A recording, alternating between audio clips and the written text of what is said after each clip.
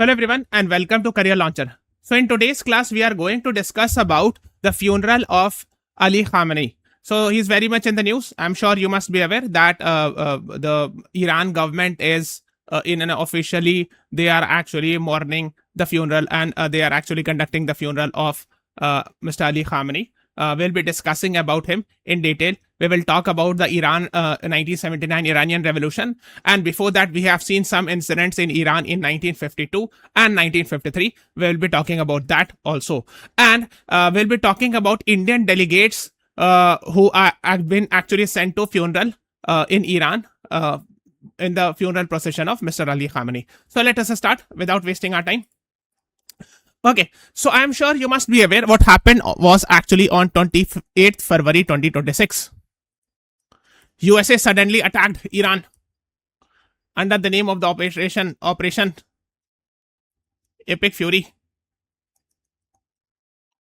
And at the same time, Israel attacked Iran under Operation Roaring Lion.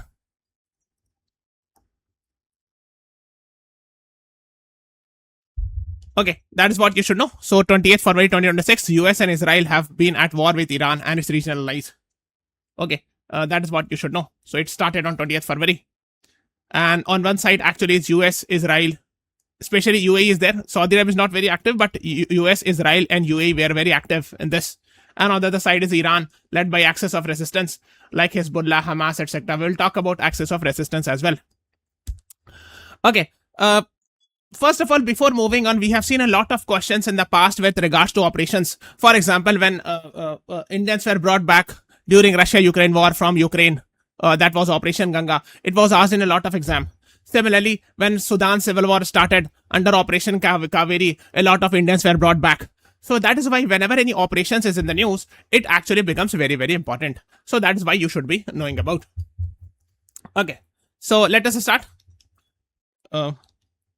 with the operations name. So I've told you the first is Operation Epic Fury. USA attacking Iran. US military striking on Iran on 28th February 2026. Now, why I'm saying 28th February 2026? Because we will discuss something about this date later after a few minutes. Okay, so that is why it is important. Next is Operation Lion's Roar or Roaring Lion. Israel attacking on the same day Iran on 28th February.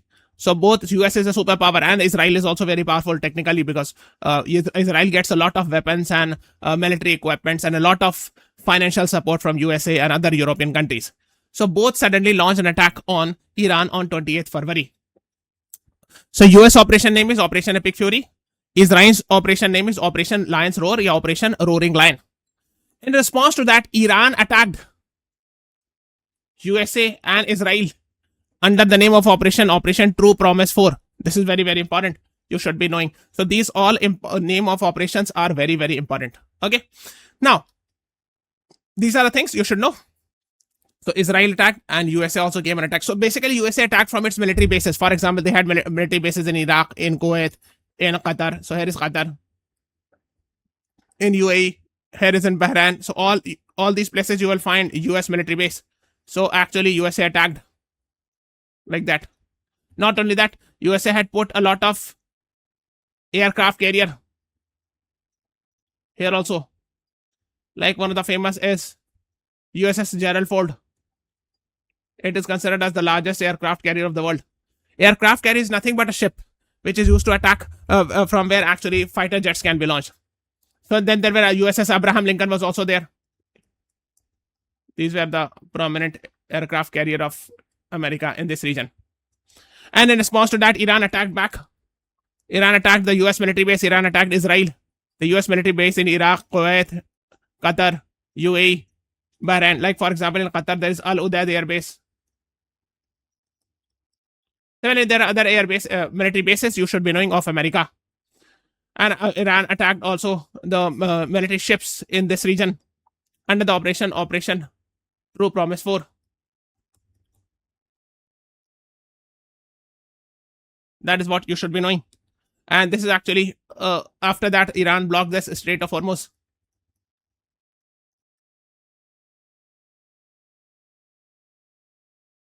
And Strait of Hormuz connects Arabian Gulf or Persian Gulf with Gulf of Oman. So this is Gulf of Oman. Okay, that is what you should be knowing. Now, what happened was actually, and one more thing, it is between the Strait of Hormuz is between Iran and Qatar. So there is a, you can see this is actually in the top. You will find Qatar here, not UAE. This portion is of Qatar. Sorry, of Oman. I'm very sorry. This portion is of Oman. So between Oman and Iran, you will find Strait of Hormuz. Okay, that's what you should be knowing. Now, what happened was since the Strait of Hormuz was blocked by Iran as a mark of protest, and I'm sure you must be aware this region is famous for oil and natural gas. Oil. Let me write it clearly. This region is famous for oil, natural gas, fertilizers, etc. Of course, and India also gets a lot of fertilizer, oil, natural gas from this region.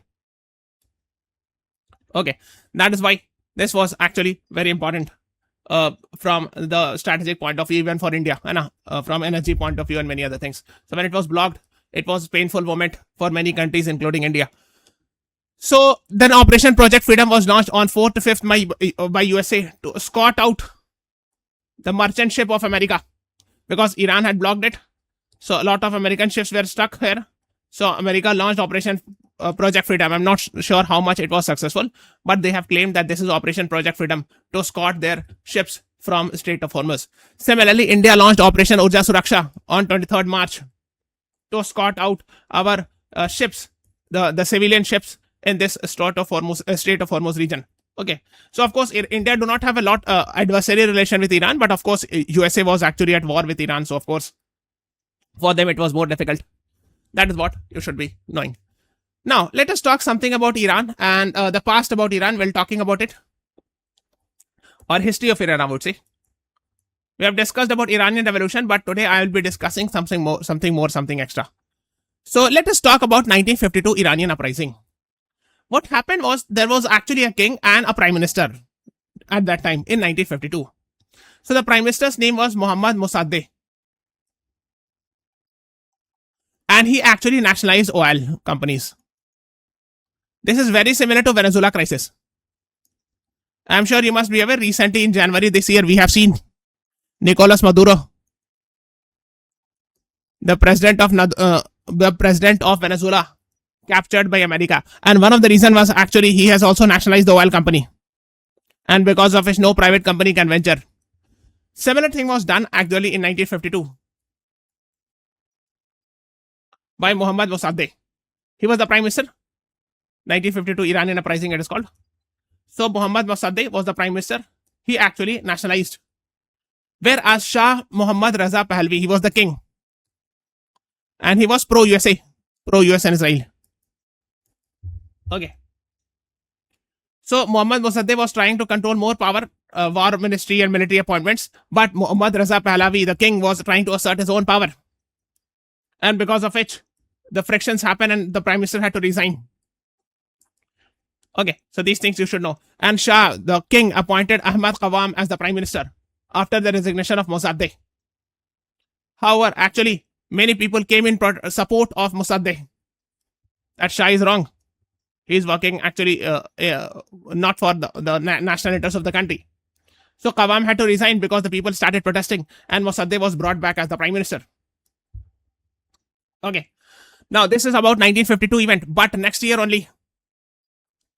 And yes, let's talk about background. I've told you that oil nationalization. So Mossadegh had done oil nationalization somewhere around 1951. And because of which the European powers and America were not very happy because they wanted actually privatization of oil companies. Right, that is what is being talked about. Challenging the British control, etc. He also wanted a stronger military control over, and he wanted to control. The Prime Minister Mossadegh wanted to control more power in his hand because the king, Shah Iran, or the Shah or the king, was pro-US and pro-European countries, etc. And that is why you can see it here. In 1953, CIA is a external intelligence agency of America. They brought back military coup against Mossadegh, and Mossadegh was removed. And Shah became much more powerful. The king became powerful. 1953 Iranian coup d'etat. That is what you should be knowing. 19 August, the Prime Minister of Iran was overthrown in a coup d'etat. And Mohammad Shah Raza Pahlavi became more powerful although he was the king, but he became more powerful. All the power came in his control. And of course, it was supported by United Kingdom's MI6 under Operation Boot, and similarly CIA, TP Ajax and Operation Ajax by USA. Why? Because to protect British oil interests, as Mossadegh had nationalized the oil company. Nationalization means only the government companies of Iran will extract oil. No other private agencies will be involved. And that was the friction, Muhammad Mossadegh versus Shah Iran. That was the main friction. And Shah Iran was pro-US, pro-European countries, and that's why he was supported by UK and USA. And 1953 Iranian coup happened. You can see government of Mossadegh versus House of Pahlavi. Pahlavi is the Shah Iran, Pahlavi dynasty, the king of Iran, supported by UK and US. So of course they won it this side, and they had to lose. He had to resign. He was overthrown as a prime minister in 1953, next year only. Even in 1952 we have seen frictions, but he was reinstalled because of the people's protest. But in 1953 he was actually finally removed, and Shah Iran came to power.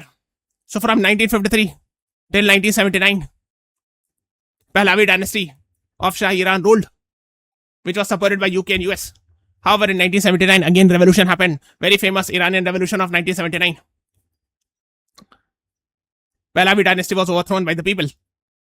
And of course, it was led by Ruhollah Khamenei. And this is what is being talked about. In 1953, the CIA and MI6. MI6 is external agency of UK. They had brought Iranian coup by removing Mohammad Mossadegh. Because he had nationalized the Anglo-Persian oil company. He did not allow private companies to venture into oil companies or oil sector. So that is what we have discussed. So Iranian revolution happened again. So the Shah Iran or the king of Iran was overthrown. Muhammad Reza Pahlavi, he was the king. He was overthrown.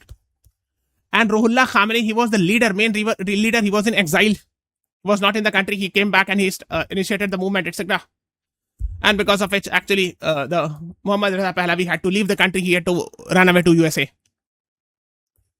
Okay, so this is Muhammad Reza Pahlavi, and Ruhollah Khamenei was here. And he became the first supreme leader of Iran. He was the one who brought Iranian revolution of 1979, and he is Shah Iran from Pahlavi dynasty. King who was there. He was a king since 1941, but since 1953 he had become very much powerful after the removal of Muhammad Mossadegh. So 1953 to 1979 he was a very powerful king supported by US, UK. However, on the other side, Ruhollah Khamenei, he brought the Iranian revolution, and 1979 he became the supreme leader of Iran after his removal. So from 1979 to 1989, he was the first supreme leader of Iran. That is what you should be knowing. So let us talk something about Muhammad Reza Pahlavi, last Shah of Iran. Yes, we have discussed 1941 to 1979. He was the ruler or the king. So that is what we have discussed. And he has a lot of children. So Crown Prince Reza, very much in the news. So I'm sure Reza Pahlavi, his son, Muhammad Reza Pahlavi's son, Reza Pahlavi is there, and he always remains in the news. Even recently, when the funeral procession of Ali Khamenei happened, he commented on that, etc. So I'm sure you must have seen. Even this year in January, when there were protests happening in Iran against the government because of rise in prices, oil price, rise in the prices, inflation, devaluation of currency, Reza Pahlavi was supporting that, supporting the protest, etc. So these things were there because his father was removed in 1979 revolution. He also lives in America, etc. That's what you should be knowing as a dissident in exile. Now let us talk about Ruhollah Khomeini. So Ruhollah Khomeini, we have discussed, he was the first supreme leader. He brought 1979 Iranian revolution. He was instrumental in bringing Iranian revolution against Pahlavi dynasty. That is what you should be knowing about. He was declared as Times Magazine of the Year also in 1979. Now what happened was, after his death in 1989, after the death of first Grand Ayatollah, or the first supreme leader of Iran, the second supreme leader of Iran was appointed Ali Hosseini Khamenei. Look, he is Khamenei and he is Khomeini. Both are different person. The first supreme leader was Ruhollah Khomeini or Ayatollah Ruhollah Khomeini. The second supreme leader was Ayatollah Ali Khamenei. It is not Khomeini, it is Khamenei. Second supreme leader from 1989 till 28th February 2026. And that is why I was highlighting 28th February a lot. 28th February 2026 because this is the day when USA attacked Iran under Operation Epic Fury. Okay, and actually, he was the supreme leader from 1989 till 2026. And he was assassinated on that day by the bombing of America. So that is what you should be knowing. Okay. Now, I'm sure you must be aware of the governance process in Iran. Actually, earlier we had prime minister also, but the post of prime minister was abolished in 1989. So we have right now a mixture of theocracy and democracy. So theocracy because there's a supreme leader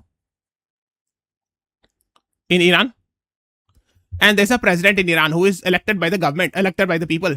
So this is actually part of democracy, and this you can say is a part of theocracy. So it's a mixture of democracy and theocracy. He's a supreme leader is actually supreme leader of in all perspective, politically also and religiously also. Means this supreme leader is even supreme to the president of Iran in all the decisions. Okay, for all practical purpose, the day-to-day decision is taken by the president. But all the final decisions rest with the supreme leader, who is a religious head as well as the political head, who is even above the president of Iran.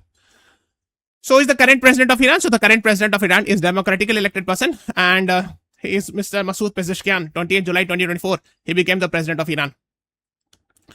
Okay, let us talk something about the past. 1979, we have seen president of Iran. So these were the president: Abul Hassan Bani Sadr, Muhammad Ali Rajani, Ali Khamenei. Yes, before becoming the supreme leader of Iran, he was the president of Iran also from 1981 to 89. This is very important.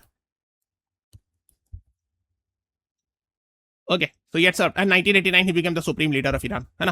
So now from 1989, we have seen the prime ministership post was abolished, and 1989, all the powers were given to president as well as supreme leader. So Akbar Hashim Rafsanjani was the president of Iran. Then Muhammad Khatami. Then Mahmoud Ahmadinejad. He was also very much in the news because there were some reports that during the US-Iran conflict, he was killed, former Iranian president. But later on, the news report came that no, it is not correct. He's alive. So Mahmoud Ahmadinejad from 2005 to 2013. Then Hassan Rouhani, 2013 to 2021. Then Ibrahim Yaisi. So he actually died in a helicopter crash in Iran, May 2024. And then there was an acting president was appointed, Mohammad Mokhbar, for a few months, for 70 days. And then again, the full-fledged president was appointed, Masoud Pezeshkian. Since then, he is the president of Iran. So this can be asked because he met with a helicopter crash. And this can be asked. Ali Khamenei had earlier served as president also. Okay, now let's talk about the current supreme leader. So I've told you. So after the death of Ali Khamenei, the second supreme leader, he died on 20th February 2026. His son Mojtaba Hosseini Khamenei, or Mojtaba Khamenei, has been appointed as the third supreme leader of Iran. That is what you should be knowing. So it is very important, especially after his father's assassination. He actually came to, he was appointed as the supreme leader. And even during the funeral procession, which is actually happening from 4th to 9th July, actually, he's missing. He was not seen in publicly in the funeral procession or in the funeral prayer. It is called as Janaza Namaz. Janaza Namaz. Okay. Janaza means the funeral prayer in English. So his son was not openly seen in the Janaza Namaz. Okay, so the other three sons were there. The Mojtaba was not present, who is the current supreme leader.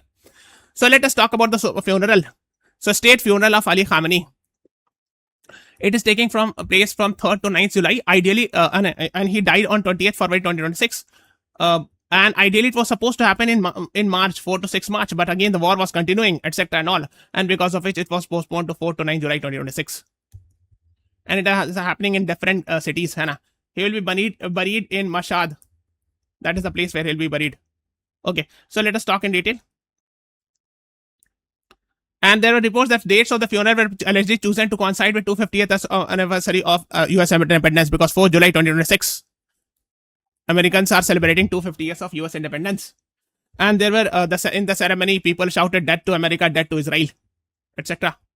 So 4 to 5th July, Tehran farewell. Then 6th July also in Tehran. Then in Qom is a city in Iran. Funeral procession. Then 8th July, funeral procession in Najaf and Karbala. Then in 9th July, Mashhad, funeral procession and burial. So he'll be buried in Mashhad. This can be asked in the exam in Iran. Okay, that's what you should be knowing about. 5th and 6th July is National Shutdown Day. Okay, so basically in the funeral procession, we have seen the three sons of Ali Khamenei. present, Mustafa Maisam and Masood Khamenei. But his son, another son, Mojtaba Khamenei, who has become the third supreme leader, was not visible in the camera. So we don't know whether he was present or not, but in the camera he was not present. So that is what you should know. And of course, Hezbollah and Hamas members also were there.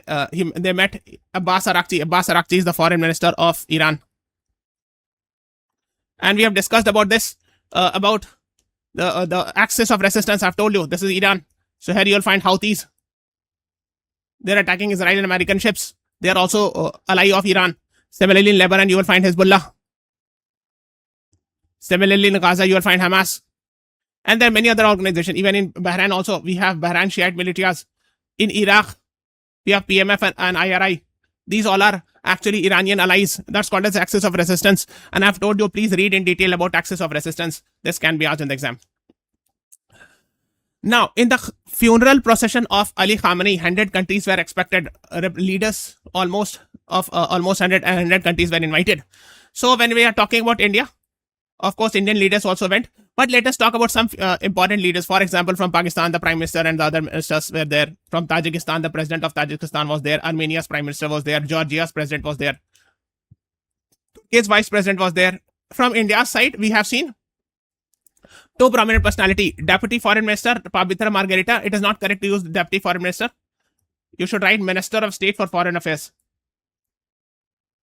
Because we do not have Deputy Minister, technically. So, because maybe the Al Jazeera author may not be knowing in detail. We have Cabinet Minister and we have Minister of State.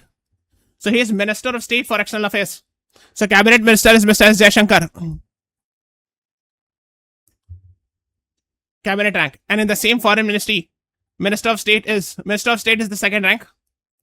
Is Mr. Pabitra Margarita. He was present. He's also having Minister of State Textiles also with him. So, as a Minister of State for Foreign Affairs, he visited. He was actually the Iran invited India's Prime Minister also. Modi ji was also invited, although India sent its Minister of State for Foreign Affairs, for Minister of External Affairs, Minister of State, of Foreign Ministry, Ministry of External Affairs. And another person was Governor of Bihar, Lieutenant General Syed Atta Hasnan. Another person, yes.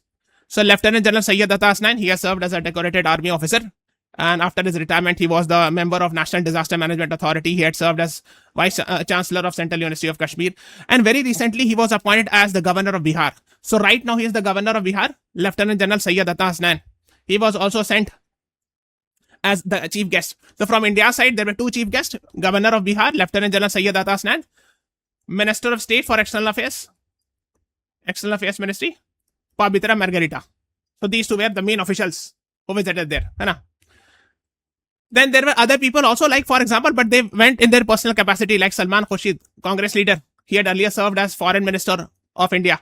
Mehbooba Mufti, former Chief Minister of Jammu and Kashmir. She was also present. But official delegates were Lieutenant General Syed Atta Hassan and Pabitra Margarita. Then from China also, Chinese officials were sent, etc. You can read about them. So I think that is more than enough. Russia's had also sent their Security Council, Russian Security Council Deputy Chairman Dmitry Medvedev. He had earlier served as, he's very close aide of Vladimir Putin. Afghanistan has also sent their officials. Bangladesh parliamentary speaker were sent, etc. So that is what you should be knowing. And I would recommend, since this is very much in the news, please watch this class, search this, and you will find this class on our YouTube channel. Please watch it. This is very, very important. So this is all about today's class. Please subscribe to our channel, press the like button, share this video. Thank you everyone. Thanks for watching. Have a nice day.